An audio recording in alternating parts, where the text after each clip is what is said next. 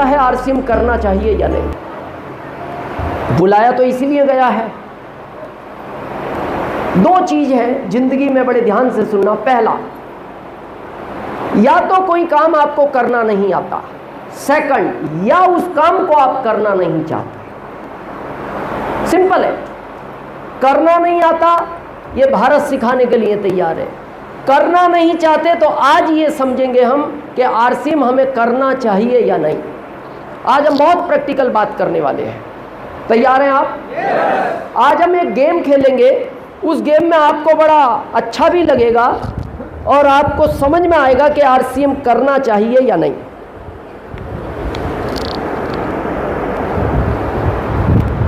कितने लोगों ने उस समय एग्जाम दी है जब ये पेपर इस तरह का आता था, जगदीश जी, कि अपनी पसंद के 15 प्रश्न में से किसी 5 प्रश्न का उत्तर दो। कितने लोगों ने उस समय एग्जाम दिया? क्या आता था लिखा हुआ? अपनी पसंद के किसी भी 15 प्रश्न में से 5 प्रश्न का उत्तर दो। तो आप कौन से 5 प्रश्न का उत्तर देते थे जो आपको आसान लगते थे? तो आज हम वही समझेंगे हमारी जिंदगी कितनी मुश्किल है, इसका क्या आसान उत्तर है। मैं सारे चीजों पे डिस्कस करूंगा। हम सब यहां क्यों इकट्ठा हुए पता है?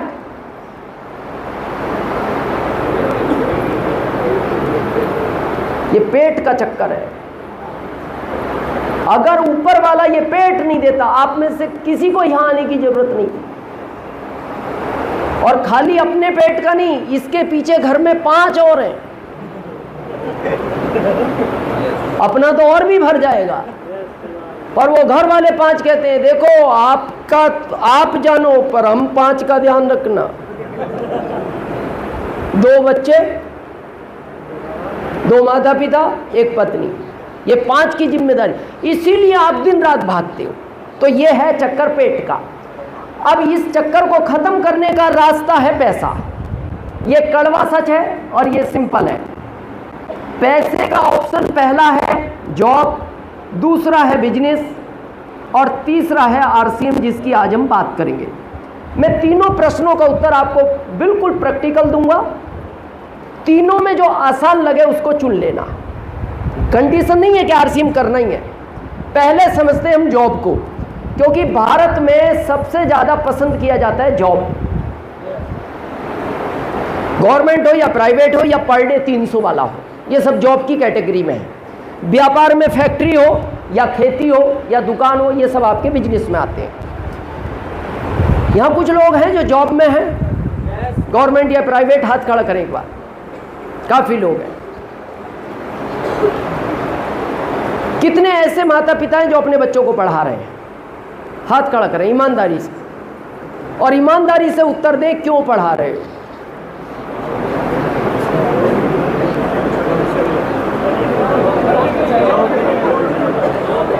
हाँ, जॉब के लिए। ये बिल्कुल फैक्ट है। आप उन बच्चों को अच्छा इसलिए पढ़ा रहे हो, जॉब चाहिए। आपको क्या लगता है आगे जॉब मिलेंगे? नहीं मिलेंगे। जानते हो ये बात? फिर क्यों पढ़ा रहे हो?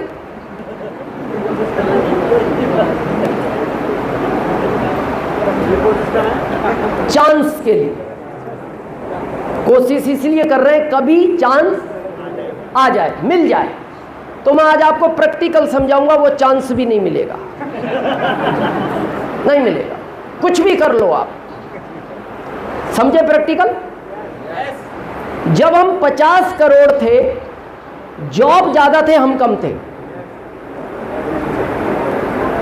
और उस समय आपको मेरी बात का विश्वास ना हो, अपने दादाजी से पूछना अगर है तो, नहीं तो पिताजी से पूछना। सरकार ढूंढती थी जॉब के लिए और हम छिप जाते थे। सरकार ढूंढती थी और हम छिप जाते थे। अभी हम ढूंढ रहे हैं जॉब, सरकार छिप रही है। उल्टा हो गया। क्यों? पॉपुलेशन बढ़ती गई, जॉब कम होते गए। हम 60 करोड़ हुए, जॉब कम हुए, 70 हुए, जॉब कम हुए, 80 हुए, जॉब कम हुए।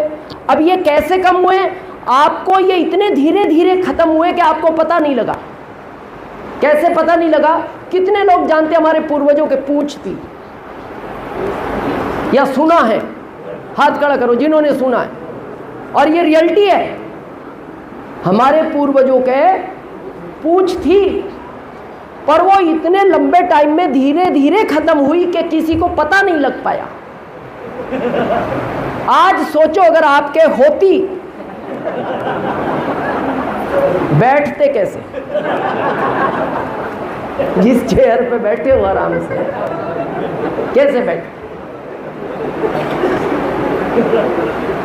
बैठ भी जाते, साइड वाले के टकराती, वो कहता है पूंछ तो संभाल अपनी, किधर तेरे से तेरी पूंछ नहीं संभल रही। चलो वो भी संभालते अपनी थी, तो आपने ये कपड़े पहन रखे, उसके लिए अलग से कपड़ा सिलाना पड़ता। अच्छा, आपको ऐसा नहीं लगता होती तो बड़ा अजीबोगरीब नहीं हो जाता मामला? अभी तो हम बोलते भाई साहब उसने उसको छेड़ दिया, फिर ये कोई कहते, वो कहते देखो ना उसकी पूंछ खींच के भगेगा ये भी। जो भी एक्स वाई जेड, वो धीरे धीरे खत्म हुई और हमें पता नहीं लगा। और आज हमें ऐसा लगता भी नहीं होगी, और सोचते हैं तो बड़ा अजीबोगरीब लगता है, यार होगी तो ये लगते कैसे होंगे, कैसे बैठते होंगे ना। इसी तरह ये जॉब खत्म हो रहे हैं। आज थोड़ा प्रैक्टिकल समझते। जब हम 50 करोड़ थे, बैंक में 20 लोग काम करते थे। कितने? 2 मैनेजर, 2 पैसा देने वाले, 2 पैसा लेने वाले, 2 पासबुक प्रिंट करने वाले, 2 चेक क्लियर करने वाले, 2 सफाई कर्मी, 2 सुरक्षा में, लगभग 20 लोग। कब? हम कितने थे? 50 करोड़। हम बढ़े तो पॉपुलेशन बढ़ी, तो सरकार का खर्च बढ़ा।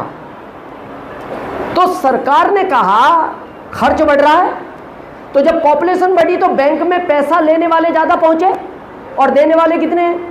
2। तो उन्होंने 5 बजे कह दिया कल आना। कल गए, भीड़ और ज़्यादा बढ़ गई। ये बात सरकार तक पहुंची, तो सरकार ने कहा क्या करें? बोले और 2 बढ़ाओ। उन्होंने कहा पहले ही देश का खर्च बढ़ गया तो सैलरी तो हम दे नहीं सकते, तो किसी ने आइडिया दिया बिना सैलरी का आदमी लाओ। बोले भारत में मिलता है? बोले भारत में नहीं, आउट ऑफ इंडिया है। बोले 5 बजे तक जॉब करता है? बोले नहीं, 24 घंटे करता है। बोले फ्री में? हाँ फ्री में। बोले बैंक तो 5 बजे बंद हो जाएगी, वो रहेगा कहाँ? बोले बैंक के बाहर रहता है। डिस्कस हुई, एटीएम आ गया। क्या आ गया? बिना सैलरी का। कहाँ खड़ा रहता है? रात में 2 बजे जाओ, पैसा देता है कि नहीं? गया 2 लोगों का जॉब और आपको पता नहीं लगा, चला गया। फिर आ गया पैसा जमा करने वाला, फिर 2 का चला गया। फिर आ गया पासबुक प्रिंट करने वाला, फिर 2 का चला गया। अब आ गया चेक क्लियर करने वाला, फिर 2 का चला गया। और मेरा ओपन चैलेंज है, 25 साल के बाद आपको भारत में बैंक नाम की चीज नजर नहीं आएगी। आएगी नहीं। हम बढ़ रहे हैं, जॉब कम हो रहे हैं। और ये मैं एक सेक्टर की बात नहीं कर रहा, जिसको भी देखो आप रेलवे की बात करो। जब हम 50 करोड़ थे, कोयले का इंजन चलता था, 10 लोग काम करते थे उस इंजन में, और हम कितने थे? हम 60 करोड़ हुए, 2 निकाल दिए गए। हम 80 करोड़ हुए, वो इलेक्ट्रिक ले आए, 2 ही बचे। अभी हम 140 करोड़ हैं, उन्होंने कहा अब ड्राइवर भी नहीं रखना, कंप्यूटराइज कर रहे हैं वो पूरी ट्रेनों को। मेट्रो कर दी आदि उन्होंने, उसमें ना ड्राइवर है, ना गार्ड है, ना टीटी है। अब हम बढ़ रहे हैं, जॉब खत्म हो रहे हैं, और ये हमें धीरे धीरे पता नहीं लगा। अब आपको क्या लगता है हम 10 साल बाद 125 करोड़ हो जाएंगे? कितने? 200 करोड़। 200 करोड़। इतना हिस्सा तो हरियाणा ले जाएगा। कैसी बात कर रहे हो आप?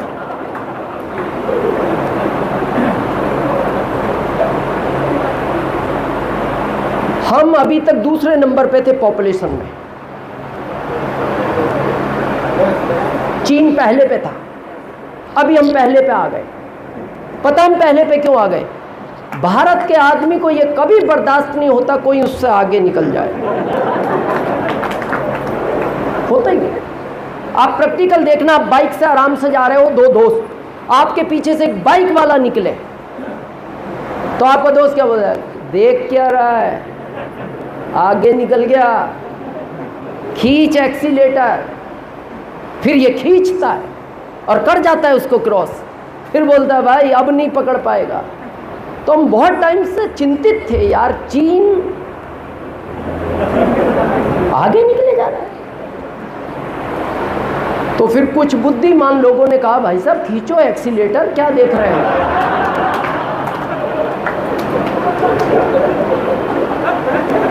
और मेरा ओपन चैलेंज है, भारत को कोई पकड़ नहीं सकता, किसी की ताकत नहीं है, पकड़ ही नहीं सकता।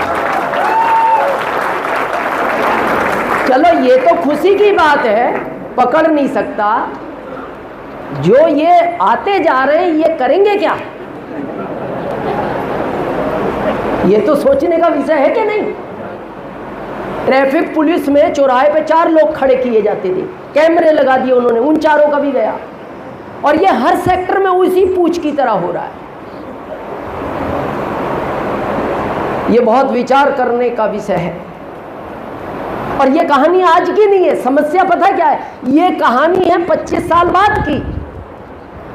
और हम समझदार लोग हैं भारत के, हम पता क्या बोलते हैं, अभी सब ठीक है ना, 25 साल बाद समस्या आएगी तो 25 साल बाद कर लेंगे। तो 25 साल बाद करने कौन देगा, इनको आज चेयर नहीं मिला। हा? इनको आज बैठने की जगह नहीं मिली, आपको इसमें जगह मिलेगी। बहुत सोचने का विषय है। अच्छा फिर भी मैं एक बात पूछता हूं, यहां जितने लोग जॉब में हैं ईमानदारी से बताना, 20 साल पहले जो जॉब में आनंद था, सॉफ्टनेस थी, रिलैक्सपन था, अब ये है नहीं है। अच्छा जो सहनशीलता आपके पिताजी में थी आप में है, जो आप में आपके बच्चों में है। जिस जॉब को आप नहीं कर पा रहे, आपको क्या लगता है बच्चा कर लेगा? क्योंकि जो जॉब कर रहे हैं वो जानते हैं, मैं कहना नहीं चाहता, ये उनसे पूछना। पढ़ा लिखा व्यक्ति IAS, एक मंत्री उससे आधा भी पढ़ा लिखा नहीं, वो उसको इतने हल्के शब्द बोलता है, बस फर्क यह है अकेले रूम में बोलता है, सुनने वाला भी एक, सुनाने वाला भी एक। और उस समय उसकी इच्छा होती है छोड़ दो ये जॉब, पर उसको याद आता है ये, और इसका भी सोच लेता है कुछ भी कर लूंगा, फिर वो 5 याद आते हैं जो घर में। फिर वो क्या बोलता, sir yes sir, yes sir, sir जो आप कह रहे हैं वही सही है। मैं जॉब की एक लाइन में परिभाषा बताऊं आपको, जॉब वो ही व्यक्ति कर सकता है जो अपना स्वाभिमान बेच सकता है, बाकी आदमी जॉब नहीं कर सकता। अगर आप अपना स्वाभिमान बेच सकते हो तो आप जॉब कर सकते हो। चलो फिर भी ठीक है। अभी स्थिति पता है जॉब वालों की क्या है, ये सर्वे है जो एजेंसियां सर्वे करती है ना दुनिया का, इंडिया के लिए एक सर्वे आया है। इंडिया में अभी आपको पता है सबसे बड़ी बीमारी कौन सी है?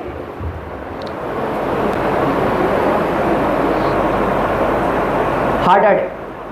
करंट में 1 मिनट में 3 लोग, ये सर्वे है भारत का। कितने? तो समझा गया अटैक ही क्यों ज्यादा आ रहे हैं, फिर समझा गया किसको आते हैं, फिर समझा गया किस समय आते हैं। तो सर्वे में पाया गया ये सोमवार की सुबह ज्यादा आते हैं। ये कड़वा सच है। और अभी आपने सुना होगा अभी साइलेंट अटैक आने लगा, ये कुछ दिन से आना शुरू हुआ है। पहले तो और भी आदमी को पसीना आता था, वो कहता था भाई साहब दर्द हो रहा है, दर्द हो रहा है। अभी तो वो बैठा है, पानी पिया, 30 सेकंड बाद रसोई से पत्नी आई, पति बोलती हाँ जी, तो वो चुप खबर देती, अरे इनको क्या हो गया, ये तो टीवी देख ही रहे हैं, पलक ही नहीं झपक रहे। डॉक्टर को बुलाया गया, उसने कहा जी अब ये टीवी नहीं देख पाएंगे। क्यों? बोले इन्होंने कुछ बताया नहीं। बोले आजकल वो साइलेंट आने लगा, अब आजकल आदमी बताता नहीं। तो तो सर्वे हुआ कि सोमवार की सुबह क्यों, तो पाया गया जॉब वालों को सबसे ज्यादा अटैक आता है। फिर इसका प्रैक्टिकल समझा गया, आज समझते हैं। शनिवार की शाम को आदमी अलार्म लगाएगा, क्यों? संडे वहां नहीं जाना उसको जहां वो जाना नहीं चाहता। कहां नहीं जाना? जहां वो जाना पड़ता है, जाना नहीं चाहता। तो अब क्या होता है, साइंस ये बोलती है जब आप सोते हो ना, आपका शरीर सोता है, दिमाग सोता है, दिल सोता है, केवल मन जागता है जो सपने देखता है। अब शनिवार की रात को जब आप सोए बिल्कुल एकदम साइलेंट मोड में, सुबह 6, 7, 8 जब भी आंख खुलेगी बिल्कुल स्मूथली,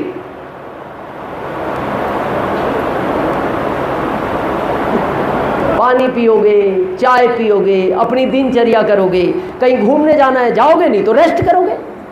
संडे की शाम को अलार्म लगाओगे क्योंकि नोएडा जाना है, मथुरा जाना है जॉब के लिए, लगाओगे तो 5 बजे का, 4 बजे का, 5:30 का, जो भी XYZ। अब संडे की रात को भी ये साइलेंट मोड में सोया था। कौन कौन? शरीर, दिमाग, दिल। अब सोमवार की सुबह 5:30 बजे जैसे वो अलार्म बजा, अचानक बजा, ये अचानक डरा, ओ 5:30 बज गई, दिनचर्या पूरी करेगा, भगेगा। अब ये छोटा सा दिल कितने सोमवार डराओगे इसको?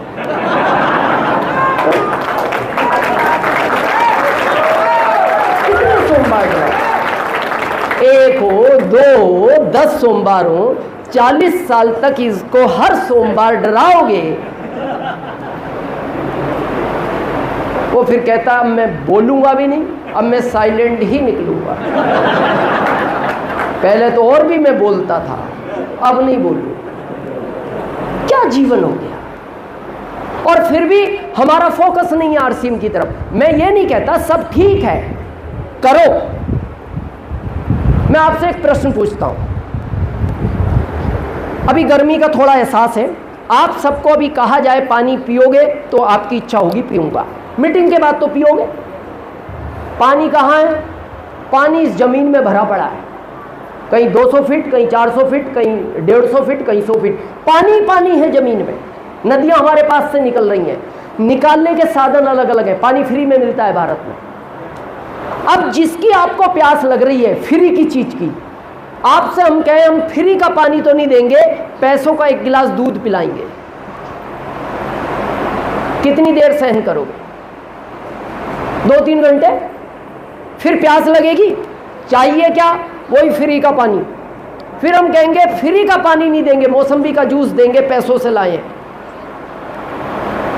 कितना टाइम निकाल सकते हो बगैर पानी के?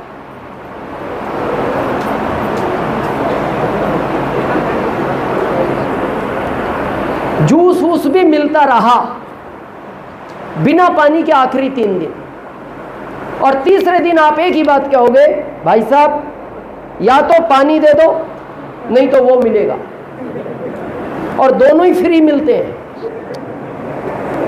ना पानी का पैसा लगता है ना उसको मिलने का पैसा लगता है। अब तीसरे दिन जब आप तड़प रहे हो, पानी चाहिए, हम कहेंगे चाहिए पानी, हाँ पानी दे दो, मिलेगा पानी। कितने फीट है यहाँ पानी फरीदाबाद में? 150 फीट। हम आपसे कहेंगे 150 फीट कुआं खोदो, 1 गिलास नहीं 10 बाल्टी पानी लेना, क्या लगता है खोद पाओगे? क्योंकि प्यास खतरनाक है। मेरे को दुख इस बात का होता है, मैं 21 साल से भारत में घूम रहा हूं, भारत का आदमी इच्छा में काम नहीं करता, भारत का आदमी हमेशा मजबूरी में काम करता है। और ध्यान रखना, मजबूरी में कुआं नहीं खुदता, कुआं तभी खुद सकता है जब आपको प्यास ना हो। जब आपको प्यास लगेगी कुआं आप खोद ही नहीं पाओगे। तो जॉब करो, मैं विरोध में नहीं हूं, जॉब करो, लेकिन इस कुएं को खोदते रहो। जिस दिन आपका जॉब वाला कुआं पानी पिलाना बंद करेगा, 7 पीढ़ियों तक आरसीएम का कुआं आपको पानी पिलाएगा।